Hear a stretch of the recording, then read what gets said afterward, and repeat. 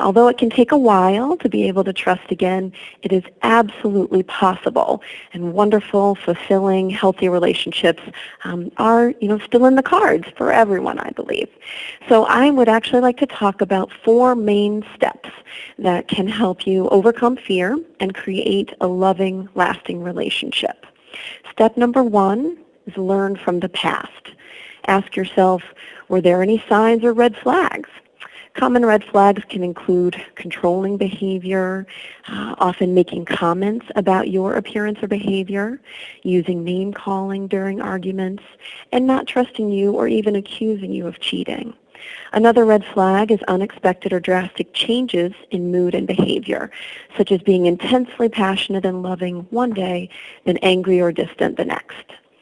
Consider whether he or she might have been dealing with an upsetting or significant life event, such as a job loss or death of a friend or family member.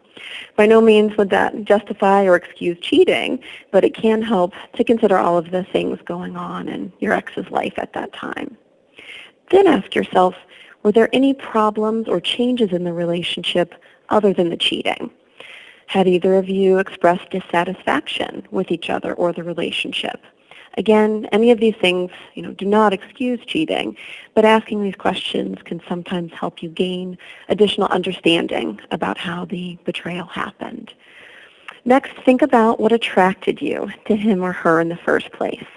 Did he or she change over time, or did you hope that he or she would change in certain ways? Look at patterns in your relationships.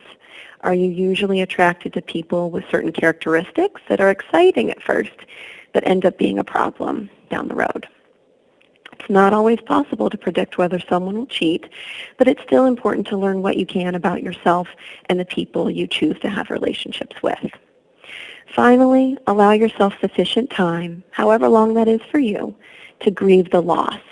If you're blaming yourself unnecessarily or beating yourself up in any way, learn what you can, then forgive yourself.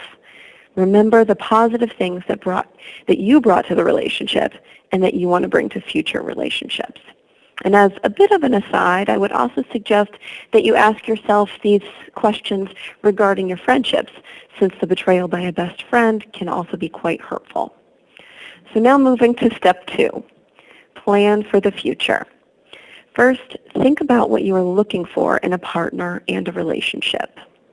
Based on what you've learned from the past, determine what you're willing to try differently as you meet people or develop a relationship. This might mean going on a date with a person you may have normally written off immediately. I have an exercise to share that can help you clarify your wants and needs in a relationship. I think that would probably be a big help to a lot of us. And I love this. I can't even tell you how many times I've used this in my work with people, and most people do find it extremely helpful, although I admit it can be challenging at times to do this. So here it goes. Take a piece of paper, or use a spreadsheet or some other type of technology if you'd like, and divide it into 4 columns. In the first column, write down your must-haves in a relationship. In the second column, write down things that you would prefer to have, but they aren't absolutely necessary. In the third column, write down things that you aren't too fond of, but you could potentially tolerate. And then in the fourth column, write down your deal breakers. And I would suggest that you review this list periodically as you date or develop a relationship to see if you're paying attention to your own needs and wishes, or if you have a pattern of compromising what you need and what you want in a relationship. That's useful information to have, certainly.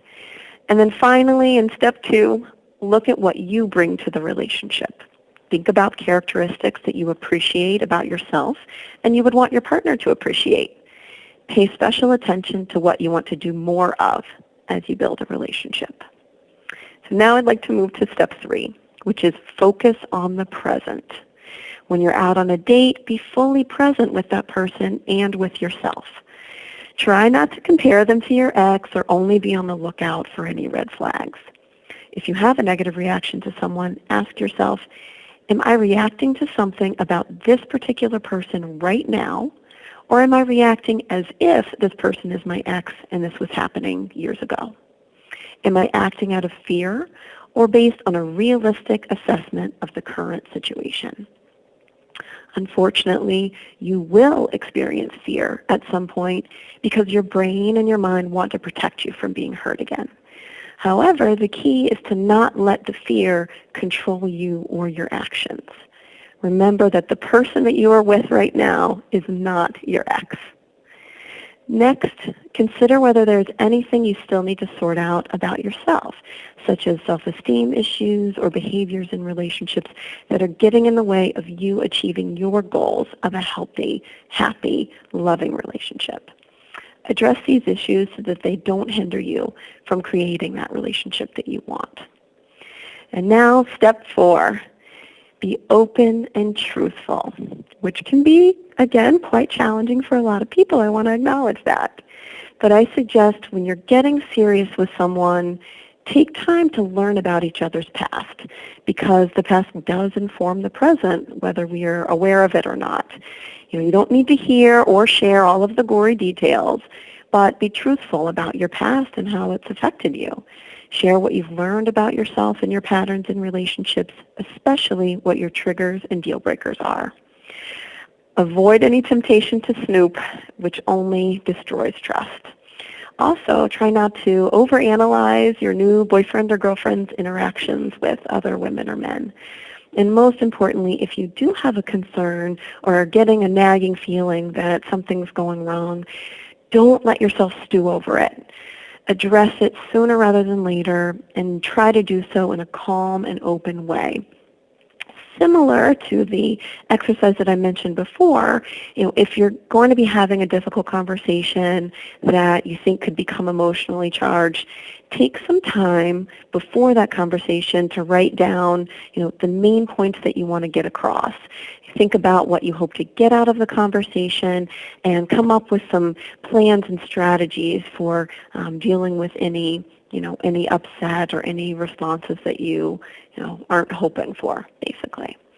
And I guess lastly, in this final step of step 4, remember that if you've gotten into a relationship in a thoughtful, appropriately cautious way, then your new partner deserves the benefit of the doubt, and you deserve the benefit of the doubt, unless either one of you has given a solid, concrete reason as to why trust is not a good idea, I guess I should say.